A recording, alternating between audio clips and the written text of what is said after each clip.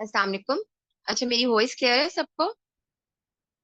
अच्छा, आपने सबने अपने आप को म्यूट ही रखना और चैट बॉक्स में कमेंट करना है। मीनवाइल सब ज्वाइन भी कर रहे हैं, 8:15 तक सब ज्वाइन करते हैं। अच्छा, मैंने ना कुछ वॉइस नोट्स आपको शेयर किए हैं ग्रुप में, वो पॉइजनिंग के ही हैं। और आपके पास कुछ जो है, मैंने विजडम का एक एमसीक्यू भेजा है करेक्टेड। वो आप जब हम ये चैप्टर खत्म कर लेते हैं ना पॉइजनिंग का, तो वॉइस नोट्स आप लोग सुन लीजिएगा और उससे अपने नोट्स भी बना लीजिएगा। क्योंकि विजडम में पॉइजनिंग के कुछ जो है ना, वो पॉइजनिंग के केसेस नहीं दिए हुए। तो वो जो है ना पॉइजनिंग वाले टॉपिक्स को कवर किए हैं मैंने, उससे पास्ट टेस्ट से बनाए थे। हम लोग करते तो नहीं है फार्माकोलॉजी जो एफसीपीएस के कैंडिडेट्स हैं, तो लेकिन ये कवर होनी चाहिए बेसिकली। तो वो जो कुछ पास्ट टेस्ट से, पास्ट मेडिसिन से हमने कुछ वॉइस नोट्स की सूरत में सेव किया था डाटा, वो मैंने आपके ग्रुप में शेयर किया है सारा। अच्छा, कार्डियो हमारी कंप्लीट हो गई थी और अब हमने जो है ना वो मुझे कुछ लोगों ने पर्सनल मैसेज करके कहा था कि आप छोटे छोटे चैप्टर इस वीक में रख लें, ताकि हम मोटा मोटा कार्डियो को कर लें इस वीक में, और नेक्स्ट वीक से न्यूरो स्टार्ट करेंगे। तो अब जो साइकेट्री हो गई, फार्माकोलॉजी हो गई, डर्माटोलॉजी हो गई, पॉइजनिंग हो गई, मिसलेनियस एमसीक्यूज हो गए, वो हम इस वीक में कवर करेंगे। और फिर इंशाल्लाह नेक्स्ट वीक में अपना मेजर चैप्टर उठाएंगे, कार्डियो वगैरह। सॉरी, कार्डियो हो गई, न्यूरो वगैरह उठाएंगे। और उसके अलावा मीनवाइल आपको कोई डिफिकल्टी होती है तो आप पूछ सकते हो। बाकी पॉइजनिंग की सारी चीजें जो माइनर है, माइनॉरिटीज, इनके कॉन्सेप्ट ही लेने होते हैं आपने। और बाकी इनको अगर आपको टाइम मिलता है पास मेडिसिन से करने का, कर लेना। अगर नहीं भी मिलता तो ऐसे लोग तो करते ही नहीं है इन चैप्टर्स को। ठीक है। लेकिन साइकेट्री विजडम के एक पास पेपर्स में कुछ बहुत ज्यादा आई हुई है, तो इसका मतलब है साइकेट्री इज इंपॉर्टेंट। और साइकेट्री का बेसिकली कॉन्सेप्ट बनाना जरूरी है, तो साइकेट्री के हम एमसीक्यूज नहीं करेंगे। मैं आपको टॉपिक वाइज साइकेट्री पढ़ाऊंगी।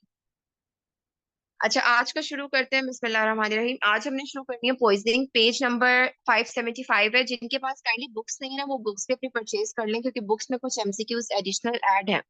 और दूसरा ये कि बुक से पढ़ने का फायदा होता है, बुक में आपके पास जो है ना वो आप नोट डाउन कर लेते हो जो भी आपकी कोई उस टाइम एडिशन हो रही है, और वो फायदा देती है बाद में।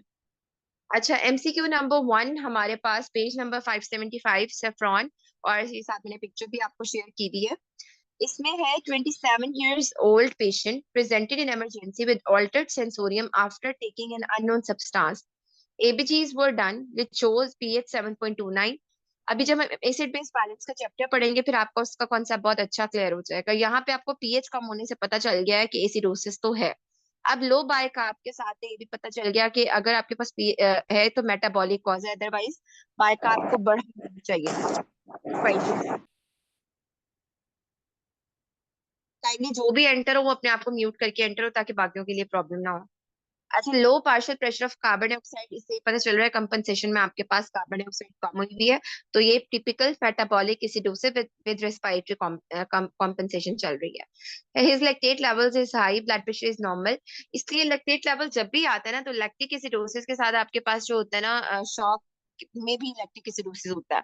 तो इसीलिए यहाँ पे वो ब्लड प्रेशर वाली कॉज को रूल आउट करना चाह रहे हैं कि यहाँ पे कोई हाइपोटेंशन की वजह से लैक्टेट हाई लेवल नहीं है। अच्छा, विच one of the following can be the cause of poisoning in this patient? अब आपको पता होना चाहिए कि आपके पास एसिडोसिस के साथ हाई लैक्टेट लेवल चल रहा है, तो कौन सी सी पॉइजनिंग है? ये सारी जो भी तीन है, salicylate, methanol, ferrous sulphate, ethylene glycol, paraldehyde, ये सारी हमारे पास क्या करती हैं? एसिडोसिस तो करती हैं, लेकिन नॉर्मल लैक्टेट लेवल के साथ। एक्सेप्ट इन सर्कुलेटरी शॉक, जो कि मैंने अभी आपको बताया है कि लैक्टिक एसिडोसिस की टाइप होती हैं, दो टाइप्स होती हैं। One of the type is due to the hypotension. ठीक है। तो इसमें आपके पास फेरस सल्फेट है जो कि हाई लैक्टेट लेवल के साथ करती है। अब आपको पता होना चाहिए बाकी कौन सी ड्रग्स हैं जो कि पॉइजनिंग कर सकती हैं high lactate with metabolic acidosis. अब उनको भी आपको याद करना है। हो सकता है इसमें वो आपको नेक्स्ट पेपर में जो है ना वो फेरस सल्फेट का ऑप्शन ना दे, साइनाइड का दे दे, मेटफॉर्मिन का दे दे, सोडियम वैल्प्रेट, कार्बन मोनोऑक्साइड। ठीक है। मेटफॉर्मिन आपको पता है लैक्टिक एसिडोसिस कराती है, ड्रग इंड्यूस लैक्टिक एसिडोसिस की कॉज। जब आप पढ़ोगे ना टाइप्स में दो, तो आपको अंदाजा होगा उसमें उन्होंने मेटफॉर्मिन लिखा हुआ है, साइनाइड और कार्बन मोनोऑक्साइड और सोडियम वैल्प्रेट। नेक्स्ट हम आ जाते हैं अपने सेकंड एमसीक्यू पे। 35 years old patient is brought to the ER by 1122, which was found in a street in an altered level of sensorium. ABGs was done, which shows high anion gap metabolic acidosis with high osmolar gap. अब high nine metabolic acidosis जब मैं आपको पढ़ाऊंगी, हगमा इसको बोलते हैं, और नगमा बोलते हैं नॉर्मल नाइन मेटाबॉलिक एसिडोसिस। तो इसका निमोनिक होता है मड पाइल्स ना, जिसमें आपके पास methanol, uraemia, diabetic ketoacidosis, paraldehyde, INH वगैरह हो गया। मड पाइल्स, एल से लैक्टिक एसिडोसिस हो गया, एथेनॉल हो गया, एस से सैलिसाइलेट्स हो गया। तो ये आपके पास जो है ना हाई एनाइन गैप, हगमा जिसको आप कह दो, करती है। लेकिन अब यहाँ पे जो है ना ऑस्मोलर गैप की भी बात हुई है। अब ये जो हमारे पास होता है मैथानोल और एथेनॉल ना, ये एक अपना मॉलिक्यूलर वेट रखते हैं। तो जिसकी वजह से जब आप कैलकुलेटेड ऑस्मोलैरिटी निकालते हो फॉर्मूले के थ्रू, वो तो आपकी नॉर्मल आ रही होती है। लेकिन जब आप ब्लड की ऑस्मोलैरिटी जो कैलकुलेटेड होती है, तो जो है ना वो उसमें आपके पास जो है वो कैलकुलेटेड ऑस्मोलैरिटी कम है, लेकिन वो जो ब्लड की ऑस्मोलैरिटी दी हुई है वो ज्यादा आ रही है। क्यों आ रही है? क्योंकि कोई ऐसी molecular high molecular weight substance मौजूद है जो कि हाई ऑस्मोलर गैप दे रही है। तो ये हमारे पास मेथनॉल या एथेनॉल ही हो सकती हैं। अब आपने याद रखना है मेथनॉल पॉइजनिंग के जो सिम्टम्स होते हैं वो आई सिम्टम्स के साथ दिए हुए होते हैं। यहाँ तो वैसे एथेनॉल दिया हुआ भी नहीं है, लेकिन मेथनॉल और एथेनॉल को डिफरेंशिएट करने के लिए आई सिम्टम्स होते हैं। मेथनॉल पॉइजनिंग के साथ आई सिम्टम्स होते हैं, एथेनॉल के साथ आई सिम्टम्स नहीं होते। ठीक है। नेक्स्ट एमसीक्यू की तरफ आते हैं। Which one of the following is an indication of multi dose activated charcoal therapy in a patient with poisoning. अब भाई ऐसी कौन सी चीज होगी जो स्टमक में ज्यादा स्टे करेगी, जिसकी वजह से उसमें आप मल्टीपल डोजेस यूज करते हो एक्टिवेटेड चारकोल? वो सब्सटेंसेस जिनकी डिलेड गैस्ट्रिक एम्पटिंग है। इसका निमोनिक होता है D2Q। आई के सिम्टम्स आपके पास, आई में आपके पास विजन चेंजेस आ जाएंगे, D2QTP। इसका निमोनिक आप लिख लो अपने पास, D2QPT QTP। ठीक है। अब D2 में क्या है आपके पास? डेप्सोन है, डाइजॉक्सिन है, Q से कोनीन है, T से थियोफालीन है, और P से आपके पास फिनोबार्बिटोन है। ठीक है। अब इसमें आपके पास जो है ना सी कार्बामेजेपिन के एमसीक्यूज बहुत ज्यादा आए हुए हैं, मल्टीपल डोजेज एक्टिवेटेड चारकोल के। तो ये निमोनिक कार्बामेजेपिन तो याद रह जाती है, लेकिन उसके अलावा जो ड्रग्स हैं, D2QTP।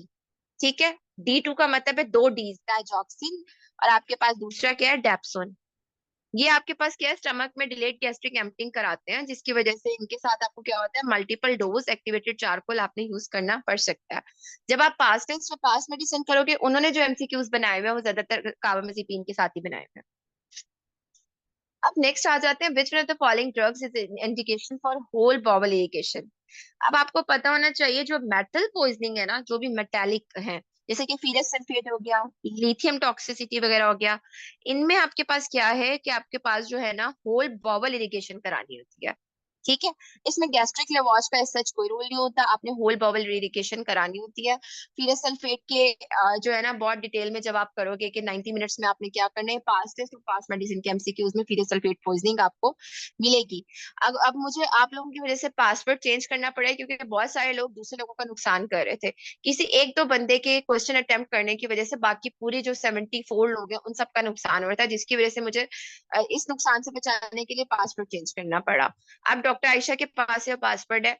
वरना ये टॉपिक अगर आप ईमानदारी से चले तो टॉपिक आप आराम से सर्च कर सकते हैं, फिर सल्फेट निकालें तो कितना अच्छा डिटेल टॉपिक मिल जाएगा आपको। तो प्लीज अगर आप मेहरबानी करते तो, मैं बहुत दिनों से वेट कर रही थी, मैं यही सोची थी कि शायद सबको हिदायत हो जाए। चले बाकी चैप्टर के आप सॉल्व कर रहे हैं, वो तो हम क्लियर करके दोबारा से स्टार्ट कर सकते हैं, लेकिन कार्डियो जो भी चल रहा है उसके एमसीक्यूज पे वो दोबारा नहीं मिलेंगे। अब नहीं पता कौन से सॉल्व हो चुके हैं कौन से नहीं सॉल्व हो चुके, तो इस वजह से पासवर्ड सिर्फ चेंज करना पड़ा। तो फिरस सल्फेट आयशा जो है ना वो फिरस सल्फेट पॉइजनिंग का टॉपिक निकाल के वो सारा शेयर कर देगी ग्रुप में। ठीक है, क्योंकि पॉइजनिंग वगैरह आप नहीं करते होते फार्माकोलॉजी के एमसीक्यूज एज सच, तो इसलिए वो आयशा शेयर कर देगी टॉपिक ये पूरा। फिफ्थ एमसीक्यू हमारे पास है कि a patient is presented in ER after taking an unknown substance for suicide and decided to increase the urinary pH by giving the sodium bicarb to enhance the elimination। अब आपको पता होना चाहिए urinary अल्कलाइजेशन आप किन किन पॉइजनिंग में करते हो, सबसे ज्यादा इफेक्टिव किन में होती है? सैलिसाइलेट पॉइजनिंग के आपने स्टेप्स पढ़े होंगे, अभी हमारे पास मजीद भी आ जाएगा कि सैलिसाइलेट में आपने किस लेवल पे जो है इनिशियल फ्लड रिसेसिटेशन करनी होती है, कितना लेवल होता है। तो आपने इसमें क्या करना पड़ता है, आपको जो है ना वो सैलिसाइलेट 400 टू 450 टू 700 के बीच में आता है, तो आपको यूरिनरी अल्कलाइजेशन करानी होती है। 400 से कम पे सिर्फ फ्लूइड रिसेसिटेशन नॉर्मल सलाइन देना होता है। ठीक है। अगर आपके पास 700 से ऊपर चली जाती है डोज, तो फिर आपको क्या करना पड़ता है, डायलिसिस की तरफ लेके जाना पड़ता है।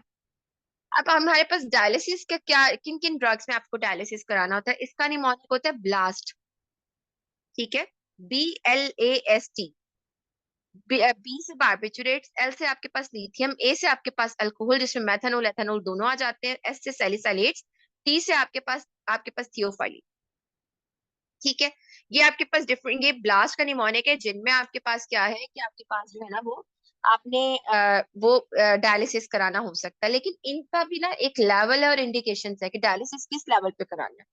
अब आपके पास जो है ब्लास्ट में बी जो है, इसको आप लिखोगे ना ऐसे, बी ऊपर लिखोगे, कोई प्लीज ग्रुप में लिख के शेयर कर दे ताकि बाकी फिर आसानी हो जाए। बी से आपके पास देखोगे ब्लास्ट में आपने डायलिसिस कराना है, बी में आपके पास इंट्रैक्टेबल एसिडोसिस हो गया बारबिचुरेट्स में, that is an indication for dialysis. Lithium का level 4 to 5 milliequivalent per litre से ज्यादा हो जाए, या फिर आपके पास कार्डियो न्यूरोलॉजिकल सिम्टम्स आ जाए, तब आपने डायलिसिस करानी है। अल्कोहल का लेवल आपके पास क्या हो जाए, आपके पास जो है ना वो 50 मिलीग्राम पर डेसीलीटर से ऊपर चला जाए। सैलिसैलिड्स का लेवल 100 मिलीग्राम, ठीक है, पर डेसीलीटर, ये आपके पास किस उसमें होगा, एक्यूट ओवरडोज में। क्रॉनिक इंटॉक्सिकेशन में 60 मिलीग्राम पर डेसीलीटर। अब यूनिट का फर्क आ जाता है, ठीक है, कहीं पे इसको ये 600 मिलीग्राम पर लीटर लिख देते हैं, कहीं पे इसको मिलीग्राम पर डेसीलीटर, ठीक है, लीटर्स को डेसीलीटर्स में कन्वर्ट कर देते हैं, तो जिसकी वजह से डोज जो है ना डिफरेंट आ रही होती है, एक जीरो ऐड हो जाता है, खत्म हो जाता है। टी से आपके पास थियोफाइलिन है, उसका 100 है, तो मैंने इसको ऐसे ही लिखा हुआ था कि बी से आपके पास ब्लास्ट में आपके पास जो है ना, बी से इंट्रैक्टेबल एसिडोसिस, एल से 4 to 5, ए से आपके पास 50, और एस टी से आपके पास 100। ठीक है, तो ये रट्टा लगा लेते हैं तो हमें लेवल पता चल जाते हैं, वरना एक साथ जो है ना लेवल याद रखना मुश्किल होता है। 6 MCQ पे हम आते हैं अपने। 26 years old female is brought in emergency after taking some unknown amount of unknown drug. Patient is in deep coma. A decision is taken to do emergency hemodialysis to eliminate the drugs. अब हमारे पास blast का mnemonic है, कौन सी drug है जो कि नहीं होगी, एमिट्रिप्टालिन, बाकी हमारे पास वेलप्रेट भी हो जाती है, ठीक है। ब्लास्ट में के अलावा वेलप्रेट हो गई, बाकी इसमें आप एमिट्रिप्टालिन आ गई जो कि आप नहीं करा सकते। नेक्स्ट आ जाते हैं 7 MCQ पे। A 29 years old patient female presented in ER with history of taking more than 100 tablets of paracetamol at once 1 hour back. You have given the activated charcoal. What should be the next step? अब आपके पास क्या होता है कि आपने कब antidote देना होता है, आपने आपके पास जो है ना, जब पेशेंट ने स्टैगर्ड डोज ली हो। स्टैगर्ड डोज अब क्या होती है, यानी उसने वक्फे वक्फे से जो है ना वो ले लियो, यानी आपको नहीं पता कितनी डोज ली है, थोड़ी थोड़ी कर करके लेता रहे एक दिन में या कितने भी टाइम में। तो फिर आप क्या करते हो, फिर तो आप विदाउट आप देखे बगैर लेवल पैरासीटामोल के एन-एसिटाइलसिस्टिन दे देते हो, ठीक है। अगर पेशेंट जो है ना आपने जो है वो आ, इस तरह की वो इकट्ठे डोज लेके आ गए, उसमें आप क्या करते हो, 4 आवर पे चेक करते हो पैरासीटामोल का लेवल कितना है, कंपैरिजन करते हो, फिर आप स्टार्ट करते हो एन-एसिटाइलसिस्टिन। अगर पेशेंट में एन-एसिटाइलसिस्टिन नहीं दे सकते तो फिर आप क्या देते हो, मेथिओनिन देते हो, क्योंकि एन-एसिटाइल का ना रिएक्शन हो जाता है इसका। जब इसका रिएक्शन होता है ना, तो आप फौरी फौरी इसको थोड़ी देर स्टॉप करके आप एंटी एलर्जिक एंटी हिस्टामिन देते हो, और उसके बाद इसको दोबारा स्टार्ट कर देते हो स्लो इन्फ्यूजन के साथ, ठीक है। इसको बिल्कुल ही कॉन्ट्रा इंडिकेशन नहीं होती इसका रिएक्शन अगर आ जाए। ये भी एक एमसीक्यू पास टेस्ट में आता होता था, पास मेडिसिन में। नेक्स्ट हमारे पास है ये काइंडली जो आप लोगों ने चैट बॉक्स में लिखे ना, चैट बॉक्स में तो लोगों को नजर नहीं आएंगे, प्लीज इकरा आप इसको अगर एक फेवर कर दो, इसको ग्रुप में शेयर कर दो अगर, तो सबके पास रिकॉर्ड हो जाएगा। अच्छा, मैंने एक ये भी ट्रिक बताया था कि पिछले वाले बैच वाले ये लोग करते थे कि इन्होंने अपने ही पास ना कोई अपना एक, जैसे मैंने अपना बनाया हुआ है अलग से एक फोल्ड व्हाट्सएप में, कि मुझे कोई इंपॉर्टेंट मैसेज लगता है मैं उधर अपना शेयर करती हूँ, तो आप लोग अपना डाटा सेव करने के लिए, ताकि आपको सर्च ना करना पड़े, तो आप ऐसे कर सकते हो, अपने पास ही अपने आप को मैसेज सेंड करके, या अपना एक ग्रुप बनाओ, मतलब अपना ही अपने साथ ही बना लो, किसी और को उसमें ऐड ना करो।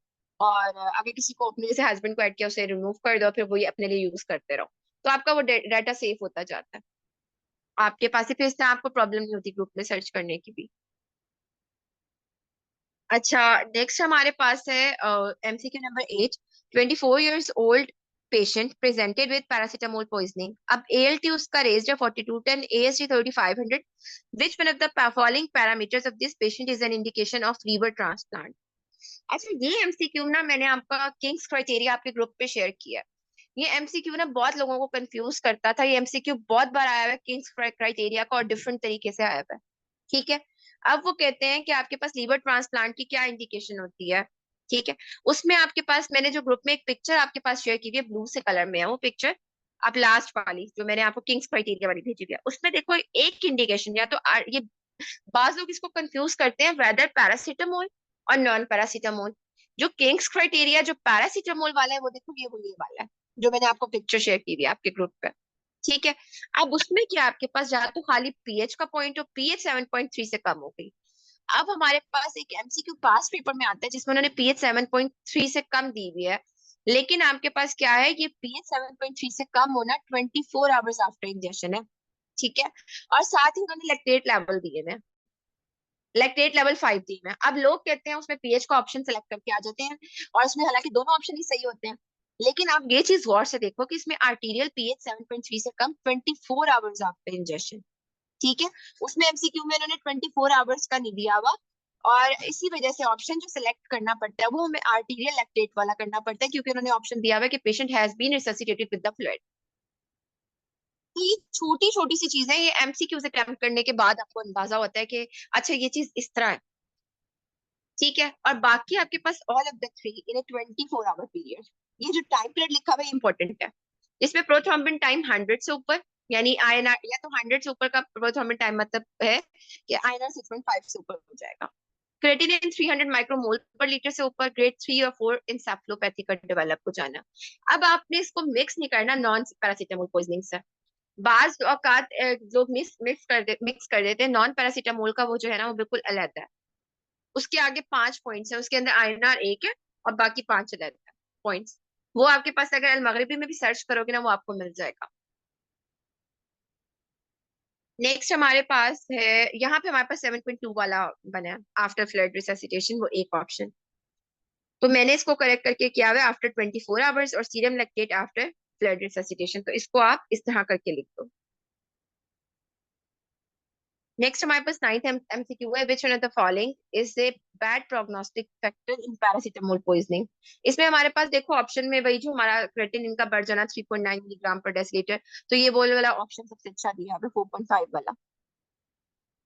नेक्स्ट हम आ जाते हैं 10th एमसीक्यू पे, विच one of the following is not a feature of salicylate poisoning. आपने याद रखना है कि जो हमारे पास एक सेकंड 10 पीछे ही है, जो हमारे पास दो पॉइजनिंग ऐसी है जिसमें हमारे पास क्या होता है, हाइपरग्लाइसीमिया विद हाइपोकिलीमिया। मैं रिपीट कर रही हूँ, एक बार नोट कर लो, इसे ग्रुप में भी लिख दो क्योंकि बाद लोगों को कंफ्यूजन होगी, वो दोबारा पूछेंगे। हाइपरग्लाइसीमिया विद हाइपोकिलीमिया, दो पॉइजनिंग ऐसी हैं, सैलिसाइलेट, थियोफाइलिन, जिसमें पेशेंट को हाइपरग्लाइसीमिया होता है और साथ में हाइपोकिलीमिया होता है। ठीक है। तो यहाँ पे अब जिस तरह भी आएगा ये एमसीक्यू, देखो सैलिसाइलेट का पूछ लिया उन्होंने, तो इसके साथ हमारे पास हाइपरकिलीमिया नहीं होता, हाइपोकिलीमिया होता है। ठीक है। ये दो चीजें आपने याद रखनी है, hyperglycaemia with hypokalaemia in salicylate as well as theophylline poisoning. ठीक है। नेक्स्ट हमारे पास है 11 MCQ, which one of the following is not an indication of a haemodialysis in a patient with aspirin poisoning. अब देखो आपके पास जो है ना एस्पिरिन का लेवल जो इन्होंने 50 मिलीग्राम पर डेसीलीटर, अब आपने याद रखना है कि जो है ना आपके पास जो है ना वो लेवल्स, आपके पास यूनिट इंपॉर्टेंट है। या तो एस्पिरिन का लेवल 1200 मिलीग्राम पर लीटर या 120 मिलीग्राम पर डेसीलीटर एक्यूटली, या 100 मिलीग्राम पर लीटर 6 आवरली। आपके पास जो 700 ऑफ एस्पिरिन कॉन्सेंट्रेशन, या एस्पिरिन की कॉन्सेंट्रेशन उसमें 700 है। अब आपने यूनिट का ध्यान रखना है, ये मिलीग्राम पर लीटर में बड़ी डोज है और 120 मिलीग्राम पर डेसीलीटर में छोटी डोज है। Refractory cirrhosis, non cardiogenic pulmonary oedema, severe toxicity with CNS depression, ARDS, AKI और कोगुलोपैथी, ये इंडिकेशन है आपके पास कि आपने इसमें जो है ना वो डायलिसिस कर, मेरा ख्याल है इधर एमसीक्यू और है पीडीएफ फॉर्म में, और इधर और है हमारे पास, नहीं 10th एमसीक्यू उधर दिया हुआ है। ठीक है। तो ये हमारे पास ऑप्शन ये बन जाता है। नेक्स्ट हमारे पास एमसीक्यू है, 27 years old female presented in ER after taking multiple medications of his father while he was using it for neuropathic pain। ये तो आपको पता चल गया न्यूरोपैथिक के लिए कौन कौन सी ड्रग्स होती हैं, इधर प्रीगैबालिन होती है, या गैबापेंटिन होती है, एमिट्रिप्टाइलिन होती है, डिलॉक्सिटीन होती है। आगे चलते हैं, सिम्टम्स क्या बता रहे हैं। पेशेंट इज अनकॉन्शियस, डीसीएस कम है उसका, 12/15 pupils are dilated, ECG was done with shows broad complex tachycardia. आपको पता है जो टीसीए पॉइजनिंग है ना उसमें आपके पास इवन के ब्रॉड कॉम्प्लेक्स टेकिकार्डिया भी चल रहे हैं, तो आपने क्या कराना होता है, बाइकार्ब देने होते हैं। ठीक है। तो यहाँ पे हमारे पास जो है ना टीसीए पॉइजनिंग का सिनेरियो है, एमिट्रिप्टलिन पॉइजनिंग का, जिसमें डायलेटेड पीपल। अच्छा, डॉक्टर काशिफ के पास होगी, अगर डॉक्टर काशिफ इस टाइम क्लास में है तो एक हमने प्रीवियस बैच में एक पिक्चर शेयर की थी, poisoning with the constricted people, poisoning with the dilated people. Constricted people में हमारे पास ओपियोइड आ जाता है, ऑर्गेनोफॉस्फेट आ जाता है, बाकी तकरीबन एक टेसी हो गई, टीसीएस हो गए, ये हमारे पास डायलेटेड पीपल के साथ आते हैं। तो एक ना ग्रुप में मैं वो आपको ग्रुप से शेयर कर दूंगी, जो मैंने उसमें पहले शेयर की थी, वो पिक्चर मैंने मिस कर दी है इन वॉइस मैसेजेस के साथ, वो मैं आपको शेयर कर दूंगी, डायलेटेड और कॉन्स्ट्रिक्टेड पीपल के साथ पॉइजनिंग। तो यहाँ पे ये एमिट्रिप्टलिन पॉइजनिंग है। नेक्स्ट हमारे पास है कि patient 21 years old female medical student presented in ER with a history of unknown quantities of propranolol। पता चल गया कि प्रोपेनोलोल पॉइजनिंग है after failure in examination. Heart rate उसका कम हुआ हुआ है, ब्लड प्रेशर उसका कम है।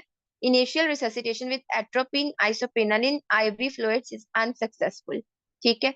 वो ट्रीटमेंट ऑप्शन आपको पता है कि जो आपके पास बीटा ब्लॉकर पॉइजनिंग है उसमें आपने कौन सा ग्लूकागोन देना होता है, आईवी ग्लूकागोन। और जो आपके पास हाइपोग्लाइसीमिया होता है उसमें इंट्रामस्कुलर ग्लूकागोन देना होता है। ठीक है। और बाकी ऑप्शंस क्या होते हैं, आपने क्या इन्होंने बताया है कि आपने बीटा ब्लॉकर टॉक्सिसिटी में इनिशियल रिससिटेशन के बाद ग्लूकागोन देना है। और जो रिजीम आ गई है ना, high dose insulin infusion with dextrose therapy, जिसको हम बोलते हैं हाइपर इंसुलिनिमिक जूग्लाइसीमिक थेरेपी। ठीक है, इसका भी रोल आ गया इवन की कैल्शियम चैनल ब्लॉकर पॉइजनिंग में भी, और इसमें भी है। और lipid emulsion therapy not responding to other agent. ठीक है। तो ये आपके पास एक न्यू एडिशन मैंने इसमें ऐड किया था कि आपके पास high dose insulin infusion dextrose therapy के साथ करते हो। अब इसकी पैथोफिजियोलॉजी इतनी अच्छी समझ नहीं आती, उसका मैकेनिज्म बहुत बड़ा है कि किस तरह जाके जो है ना हाइपर इंसुलिनिमिक यूग्लाइसिमिक थेरेपी कैसे करता है आपके पास। ठीक है। बस आपने ये याद रखना है कि आपके पास जो है ना वो किस तरह ये फंक्शन करेगा। ये आपके पास जो है ना आईएम आपने हाइपो में, हाइपरग्लाइसीमिया में, और आईवी आपने ग्लूकागॉन इसमें देना है बीटा ब्लॉकर में। नेक्स्ट आपके पास है एमसीक्यू 14 इसमें और 13 इसमें बन रहा है, जो मैंने स्क्रीन शेयर की भी है। 21 years old female presented in ER complaining of nausea, vomiting, excessive sweating, ringing in the ears, blurred vision after taking some medications। ये हमारे पास आईएमएम में था सिनेरियो। अच्छा, आरबीएस आईएमएम के टॉक्स में, RBS at presentation is 50 milligram per decilitre with low blood pressure। Which one of the following is the most likely cause of poisoning in this patient? ये कोनिन poisoning का है, basically सिंकोनिज्म develop हो गई है, तो वो ये इसका एमसीक्यू बनाया हुआ है। हाइपोग्लाइसीमिया में आपने इंट्रामस्कुलर ग्लूकागॉन देनी है। बिल्कुल सही कह रही हूँ मैं। अच्छा, नेक्स्ट हमारे पास है MCQ 26 years old male is brought by in ER by 1122 which has taken more than 10 tablets of lorazepam। पता चल गया बेंजोडाइजिपीन पॉइजनिंग। बेंजोडाइजिपीन पॉइजनिंग आपके पास लोrazepam डाइजिपैम, पैम का वर्ड आ रहा होता है बेंजोडाइजिपीन में। जीसीएस उसका डेट्यूरेटेड है, नॉर्मल वाइटल्स है, respiratory rate 14 per minute with normal oxygen saturation. Pupils are mildly constricted. मैंने अभी आपको कहा है कि आपने ये चीज ना ध्यान से रखनी है कि आपके पास कौन सी पॉइजनिंग में पीपल डायलेटेड होंगे, कॉन्स्ट्रिक्शन होगी। ये मैं आप मुझे याद भी करा दीजिएगा, वैसे मैं उसके बाद डॉक्टर काशिफ भी शेयर कर सकते हैं, उनके पास भी होगी पिक्चर।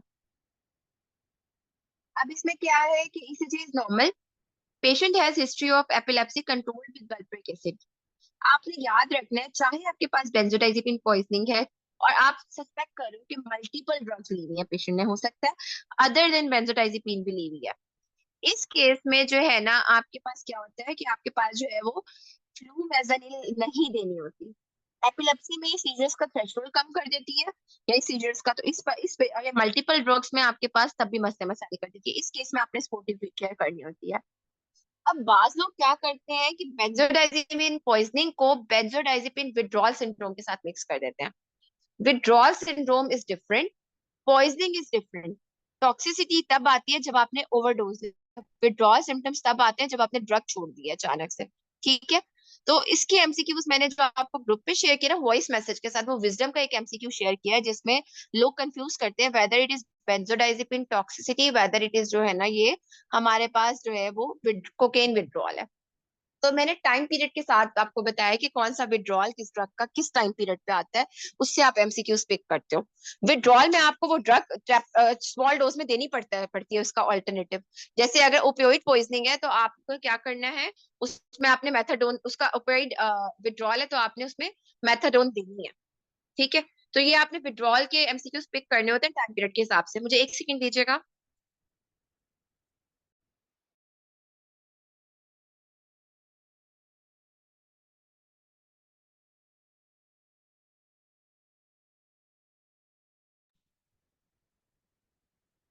अच्छा, इसमें अब हमारे पास नेक्स्ट एमसीक्यू है कि आपके पास you received a call from operation theatre for a 32 years old female who has developed high grade fever, tachycardia, sudden elevation of the blood pressure after the patient was given general anesthesia। General anaesthesia के बाद suddenly आपके पास patient का blood pressure high हो जाना, उसका temperature high हो जाना, spasm हो जाना, ये आपके पास क्या शो करता है, मैलिग्नेंट हाइपरथर्मिया को।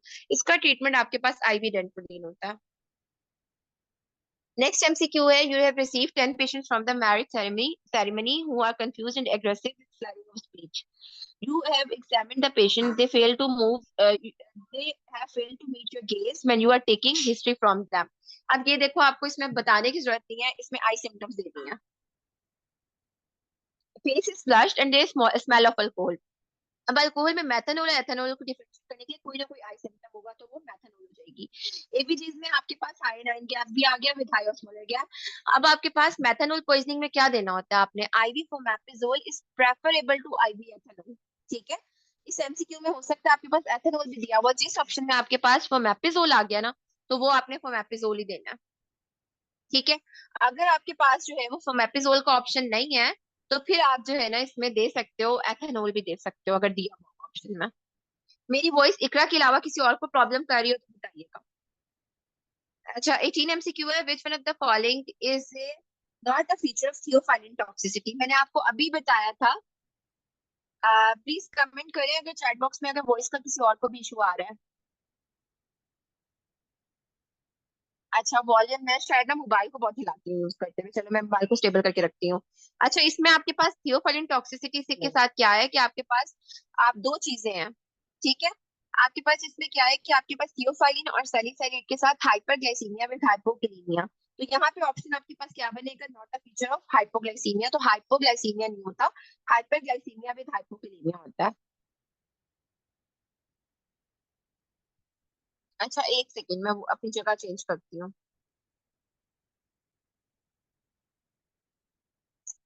अच्छा, नेक्स्ट हमारे पास है 19 एमसीक्यू।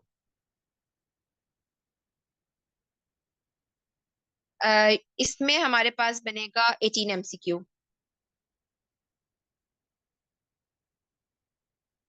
18 में हमारे पास वही है कि थियोफाइलिन और सैलिसाइलेट का प्रॉब्लम है कि थियोफाइलिन और सैलिसाइलेट के साथ आपके पास क्या होता है, हाइपरग्लाइसीमिया विद हाइपोकैलेमिया। तो इसमें वही ऑप्शन बनेगा सिलेक्ट आपके पास, के बाकी फीचर्स है, हाइपोग्लाइसीमिया नहीं होता। नेक्स्ट हमारे पास आ जाता है 25 years old female presented in ER after taking more than 50 tablets of aspirin. She is otherwise asymptomatic except mild epigastric discomfort and tachypnea. Labs were done which showed pH 7.38, lactate 1 millimole, salicylate का level 670। मैंने आपको बताया था 450 से 670 के बीच में आपके पास क्या होता है, आपने जो है ना वो इसमें आईवी बाइकार्ब देने होते हैं। 400 से कम पे फ्लूइड रिससिटेशन और 700 से ऊपर डायलिसिस करानी होती है। नेक्स्ट हमारे पास एमसीक्यू है, you have received a 21 years old patient in ER who is confused when you start talking to him he tells you that he is feeling on top of the world and he is alien। अब जैसे उसको hallucinations आ रही है। ठीक है। he also told you that he can see the music as a color coming from the cell phones but denies any hallucinations। अच्छा, जो आपके पास कलरफुल हेल्यूसिनेशंस होती है ना, ये आपके पास एलएसडी पॉइजनिंग का फीचर होती है। ठीक है। एलएसडी पॉइजनिंग की डिटेल मैंने आपको वॉइस मैसेज में भी शेयर की है। ठीक है, वो आप उसको देख लोगे एक बार। इसमें आपके पास विजुअल हेलुसिनेशन और कलरफुल है।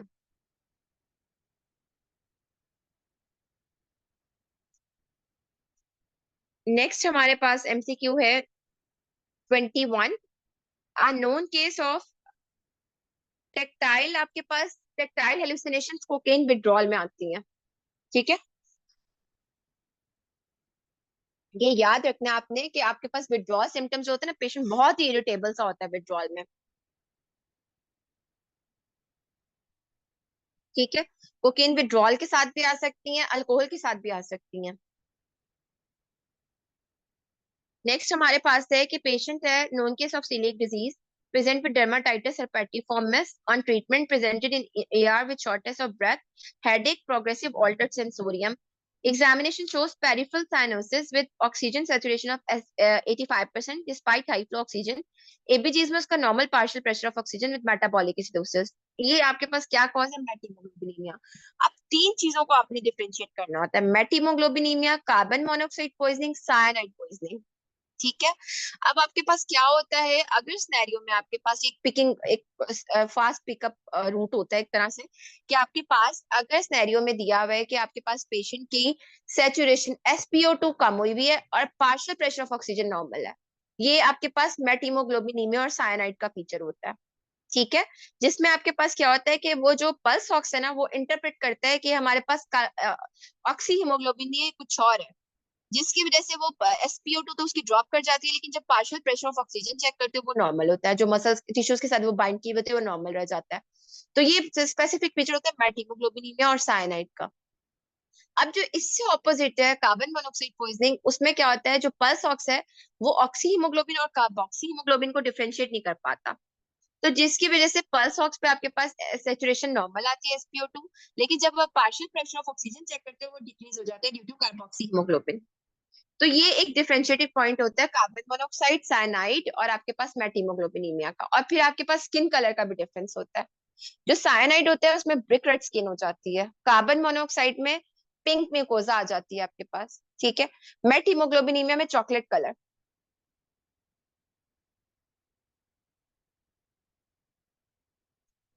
नेक्स्ट हमारे पास है, अच्छा, 23 years old female presented in ER with massive hematemesis associated with severe abdominal pain after ingestion some of unknown medication। अब इसका क्या है कि ग्लूकोज बढ़ी हुई है, हाई ब्लड आता है, creatinine ALT 3400 AST 2500 with metabolic acidosis on ABGs PT-APTT were also raised। X-ray shows multiple dense looking masses in the intestine।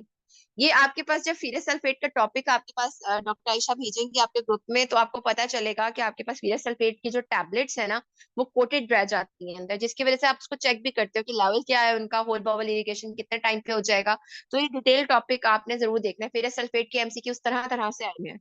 तो ferrous sulphate is an important poisoning ना।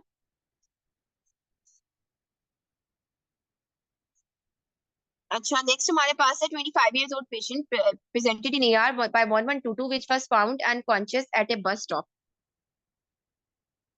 and examination shows pinpoint people with their respiratory rate of 10 per minute। अब यहाँ पे pinpoint people के साथ आपके पास जो है ना वो respiratory depression भी है।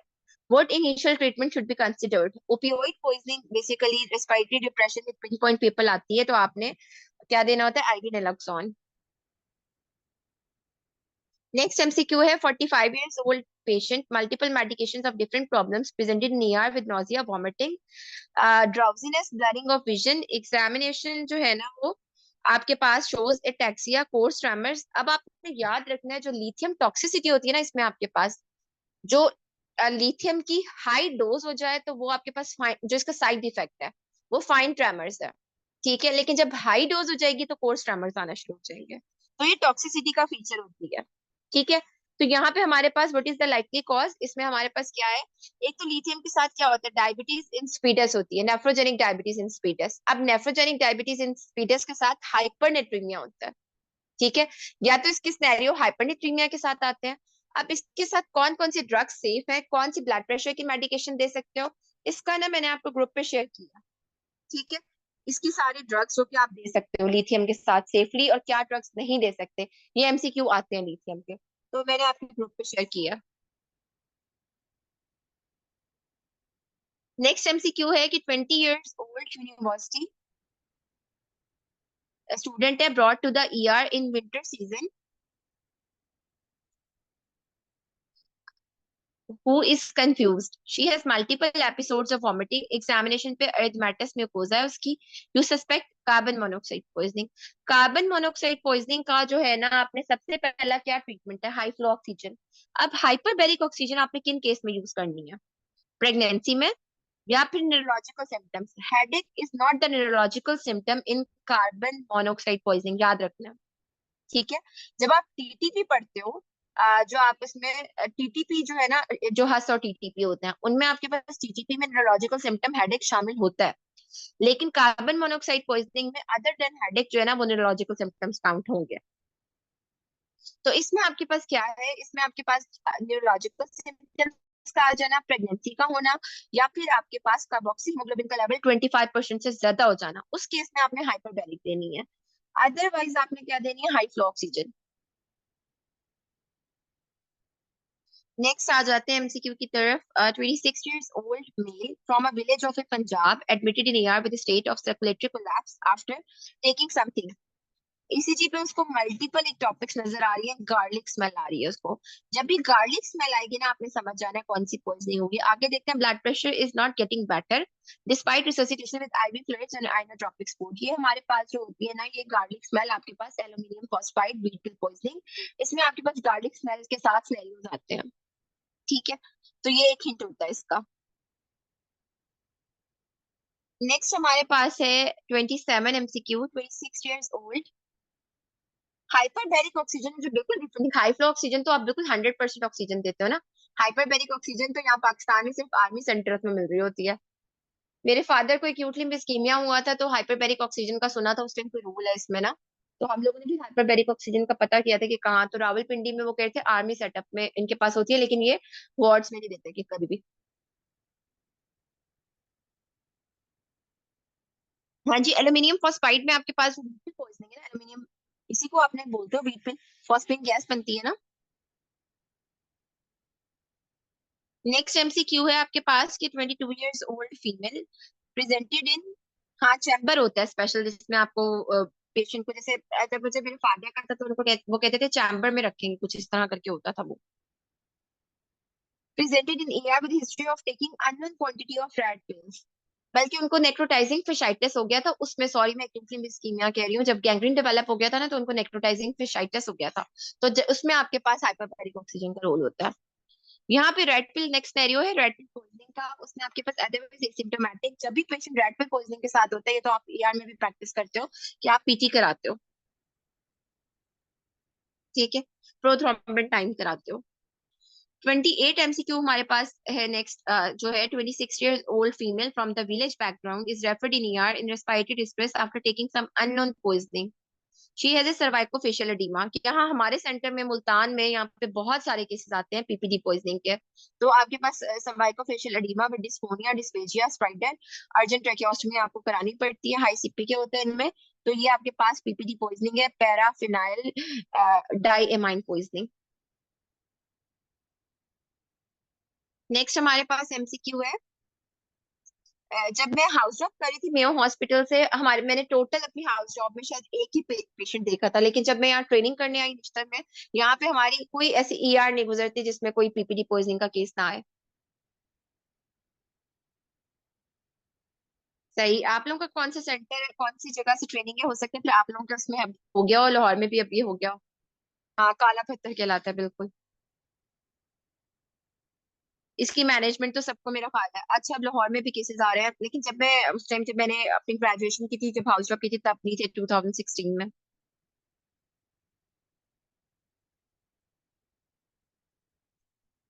अच्छा, नेक्स्ट हमारे पास है 29 MCQ. यहाँ पे 28 बन रहा है इसमें पिक्चर में, स्क्रीन में. 40 years old farmer presented with a sudden shortness of breath, vomiting, sputting. Examination पे mouth ulceration, bilateral crackles in the chest and tremors. उसके जो है ना, लैब पे हाई एएसटी एएलटी आ गया. और किडनी डिरेंज.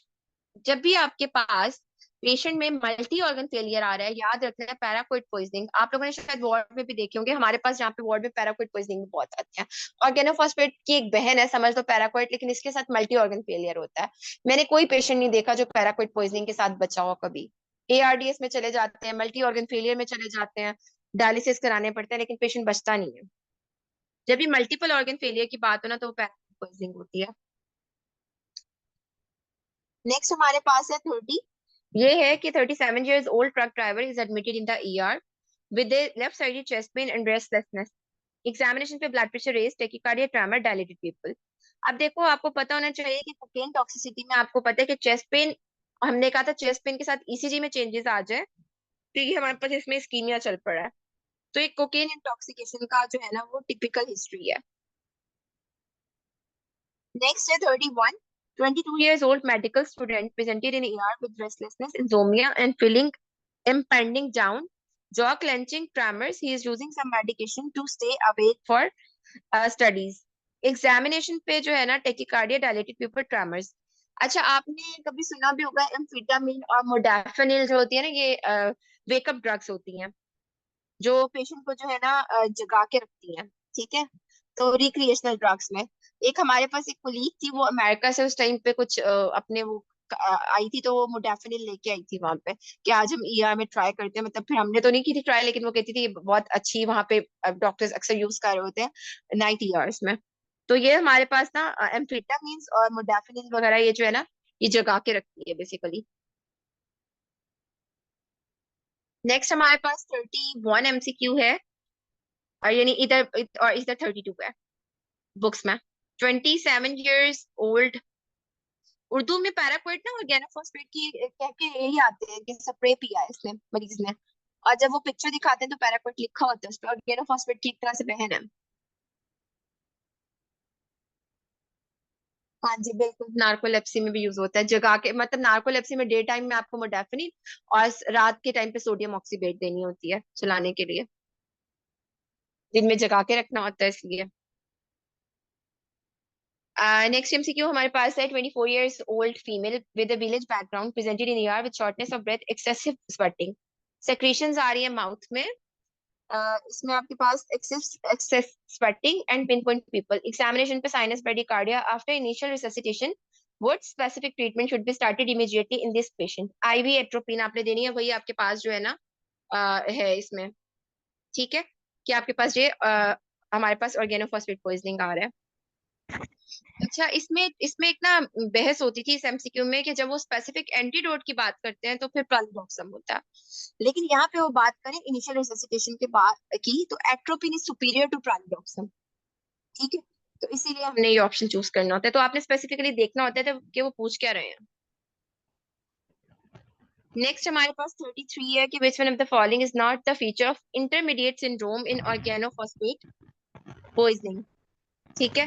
ऑर्गेनोफॉस्फेट पॉइजनिंग में जो इंटरमीडिएट सिंड्रोम होता है 1 to 4 days बाद होता है। और जो आपके पास पोलीन्यूरोपैथी होती है, डिलेड पोलीन्यूरोपैथी, काइंडली आप लोग बाकी लोग जरूर अनम्यूट म्यूट कर दिया करें अपने आप को, ताकि बीच में डिस्टॉर्शन ना आए। अच्छा, इसमें आपके पास जो डिलेड पोलीन्यूरोपैथी होती है, ये 2 to 3 weeks बाद होती है। तो ये टाइम एक्सपोजर का डिफरेंस है इसमें।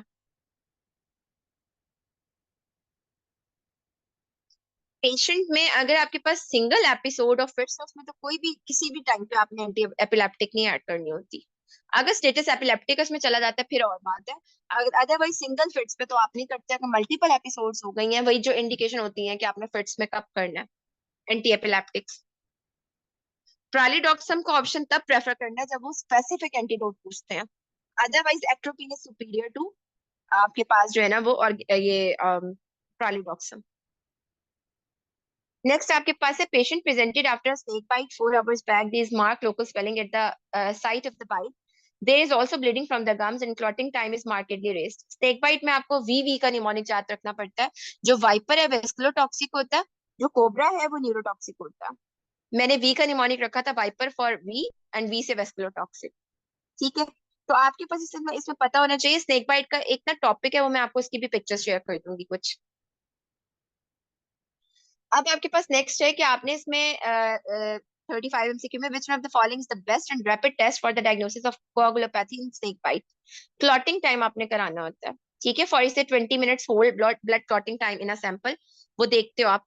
मैं ना आपको कुछ वॉइस नोट शेयर करूंगी स्नेक बाइट के, जो कि मैंने क्लिनिकल में कराए थे टोक्स की तैयारी में, तो आप लोग भी सुन लीजिएगा। उससे आपको उसकी मैनेजमेंट और किस तरह करना होता है वो अच्छी अच्छी रह जाएगी रिटेल।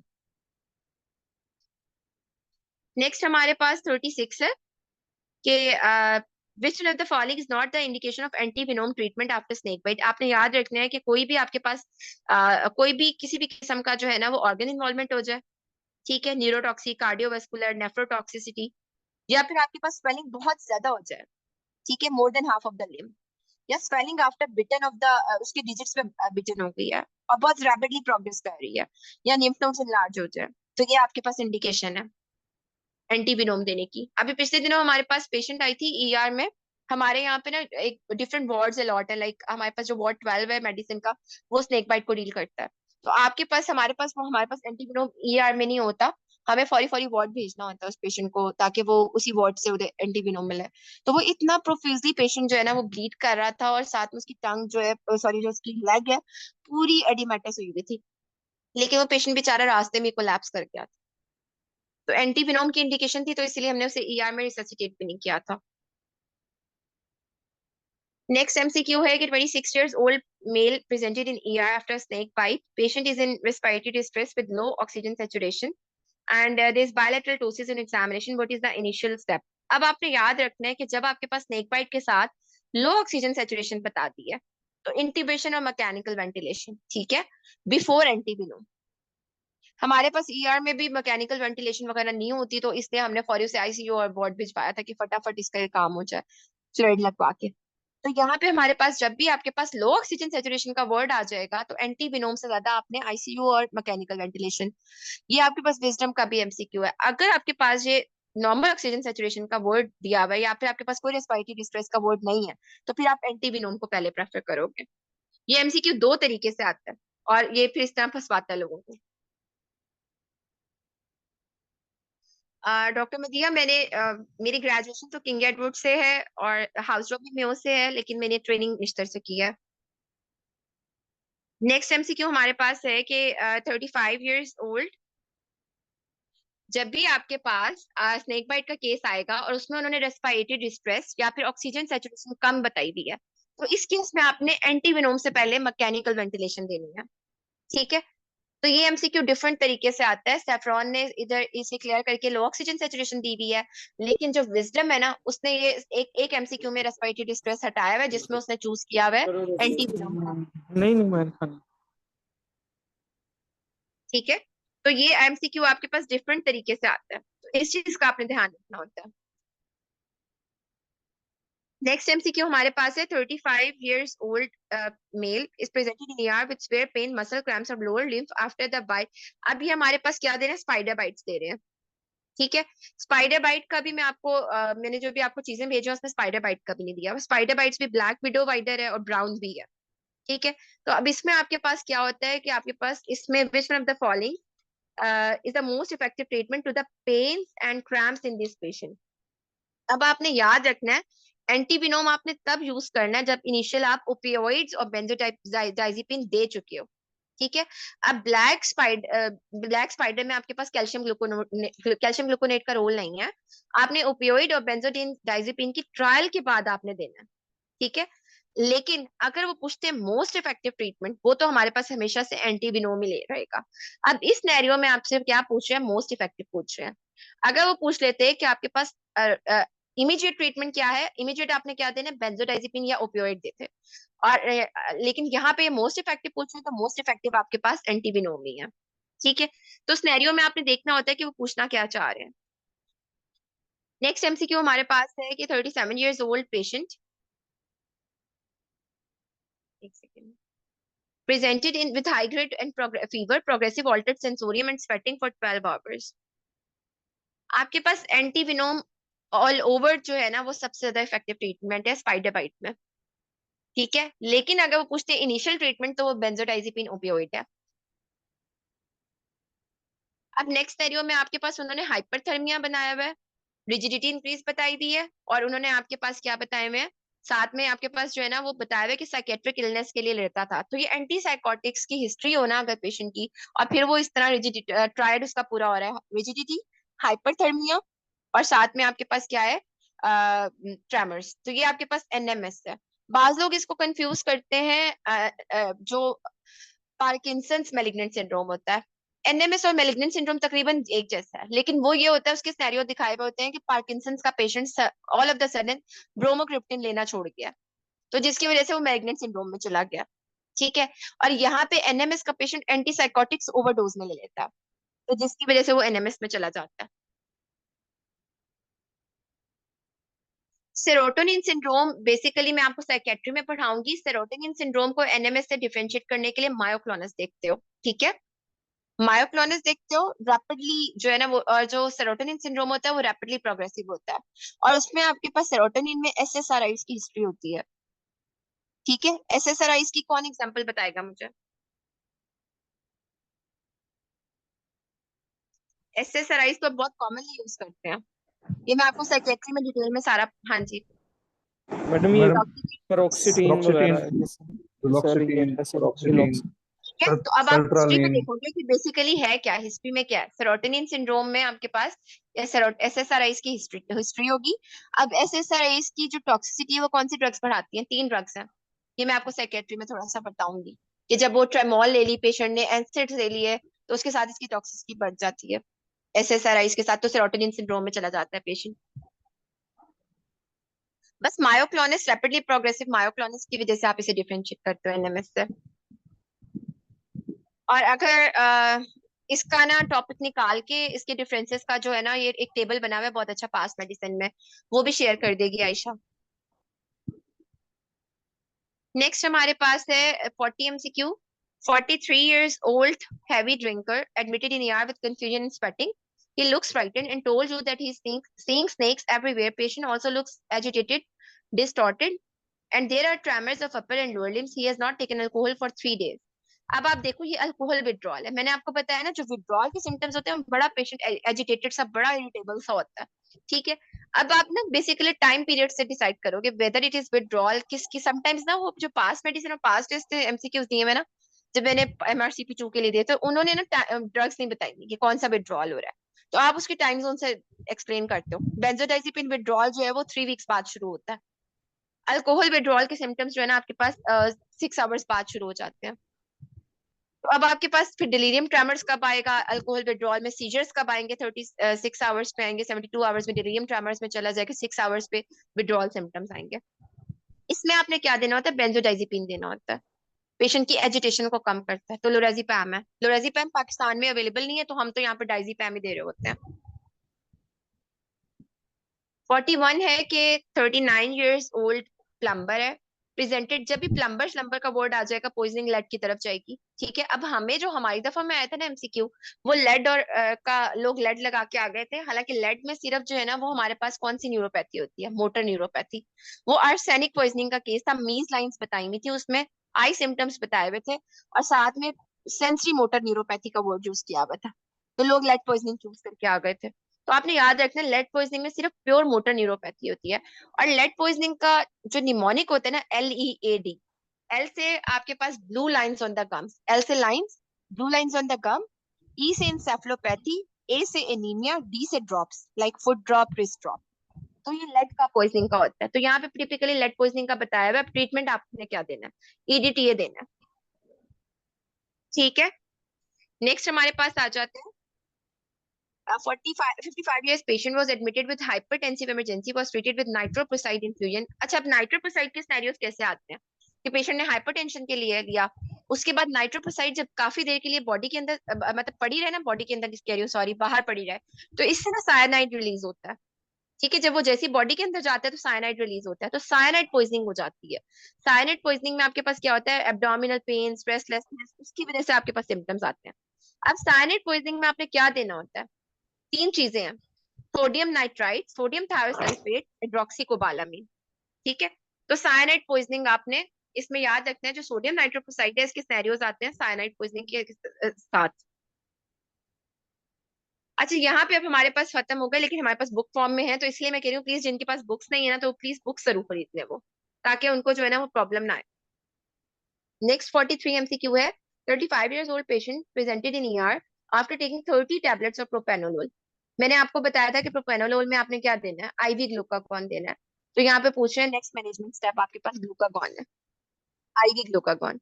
लास्ट एमसीक्यू आज का है हमारे पास। आईवी ड्रग अब्यूजर है with sudden shortness of breath for 4 hours. Examination पे बायलैटरल क्रैकल्स हो गए हैं, पैची उसकी कंसल्टेशन आ गई एक्सरे पे। अब आपके पास मार्क्ड इओसिनोफिल्स मिल रहे हैं ब्लड फिल्म पे और ब्रोंकियोअल्वेओलर लिम्फोसाइट्स पे, which can be the possible cause. आपने याद रखना है कि आपके पास पेशेंट आईवी ड्रग अब्यूजर जब होगा ना, और इसके साथ ये फाइंडिंग्स बायलैटरल पैची कंसोलिडेशन और इओसिनोफिल्स रेज मिलेंगे, तो एक आपने सिंड्रोम याद रखना है, ट्रैक लंग सिंड्रोम। इसमें आपके पास होता क्या है कि स्मोकिंग क्रैक कोकेन की वजह से ना, जो ये आईवी ड्रग्स अब्यूजर होते हैं कोकेन इनहेल करते हैं ये, तो इसके साथ ना आपके पास क्रैक लंग हो जाते हैं, हेमरेजिक एल्वेलाइटिस डेवलप हो जाता है, जिसकी वजह से इओसिनोफिलिया भी मिलता है आपको। तो ये basically crack lung syndrome cocaine inhalation की वजह से हो रहा होता है। ठीक है, पॉइजनिंग हमारी खत्म हुई है। मैंने आपको एमसीक्यूज के कुछ जो है ना विजडम के जो एरर है वो मैंने आपको भेजे हैं वॉइस नोट्स। अब मैंने आपको स्नेक बाइट और स्पाइडर का बताना है, ठीक है। वो मैं वॉइस नोट्स आपको सुबह तक शेयर कर दूंगी, और बाकी मैंने आपको शेयर कर दिया, वो वॉइस नोट सुन लीजिएगा गौर से। इसमें मैंने विड्रॉल के टाइम्स बताए हुए हैं, पॉइजनिंग के डिफरेंस लाइक नेक्सस पॉइजनिंग, और ये जो एक दो पॉइजनिंग इन्होंने डिस्कस नहीं की हुई सैफ्रॉन ने और पास्ट मेडिसिन ने डिस्कस की हुई है, तो उसको वॉइस नोट में कवर किया था हमने। ठीक है, चलें, कोई क्वेश्चन है तो मुझे बताएं। कल हम ब्रेक लेंगे, परसों फिर हम इंशाल्लाह अपना नेक्स्ट चैप्टर स्टार्ट करेंगे। कोई भी क्वेश्चन है तो मुझे बताएं, फिर नहीं तो मैं सेशन एंड करती हूँ।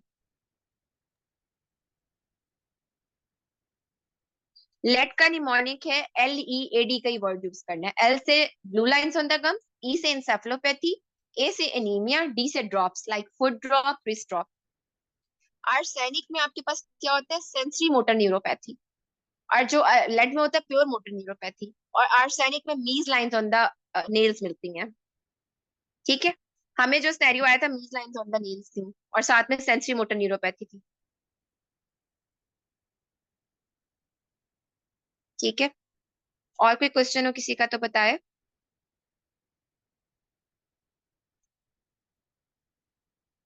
चलें ठीक है, फिर कल आपकी ब्रेक होगी। वैसे ही आप लोग अपनी कार्डियो भी कवर करना चाह रहे हो। हाइपरकेराटोसिस की मीज लाइंस आपके पास स्किन मैनिफेस्टेशंस तो मिल ही सकती हैं, लेकिन जो मेजर डिफरेंस होता है आपके पास वो यही होता है, सेंसरी मोटर न्यूरोपैथी का और मोटर न्यूरोपी और मोटर न्यूरोपैथी का। अस्सलाम वालेकुम मैम। हेलो।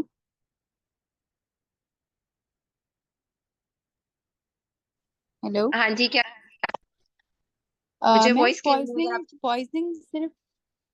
जी हेलो, आवाज आ रही है आपको? हाँ, हमारी आप आ रही है।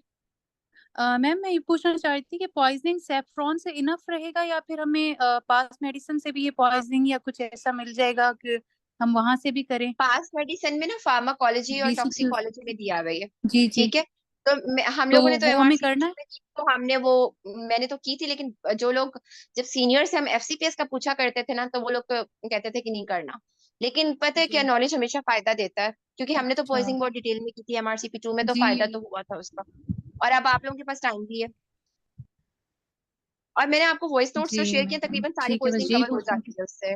मैं आपको फार्मा कराऊंगी ना, तो आपको मजीद क्लियर हो जाएगी पॉइजनिंग का ना, तो तकरीबन जो हम लोग ये कोर्स कराते हैं उसमें तो सारे चैप्टर्स ही मैं कवर कराती हूँ आपको। साइकेट्री भी पढ़ाती हूँ।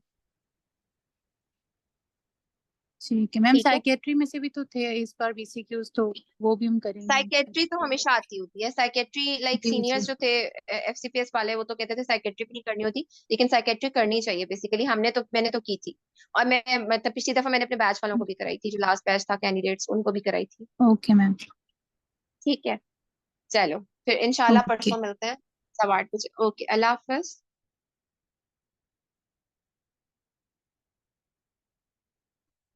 डॉक्टर मदीहा पूछ रही हैं आई का ऑफ्थल्मोलॉजी। वैसे जो है ना डायबिटिक रेटिनोपैथी हो गया, वो मैं आपको वैसे ही कवर करा दूंगी डायबिटीज के साथ एंडो में। तो SHI का जो है ना वो एक आध मैं आपको नहीं, सारी चीजें एक्यूट इंटरमिटेंट पोर्फायरियास, ये जैसे जैसे टॉपिक्स आते हैं मैं कवर करा देती हूँ, तकरीबन सारा कुछ कवर हो जाता है। ठीक है, फिर आपको मेरा ख्याल है जरूरत नहीं पड़ती। चलें ठीक है, फिर मैं एंड कर रही हूँ सेशन। ओके, अल्लाह हाफिज।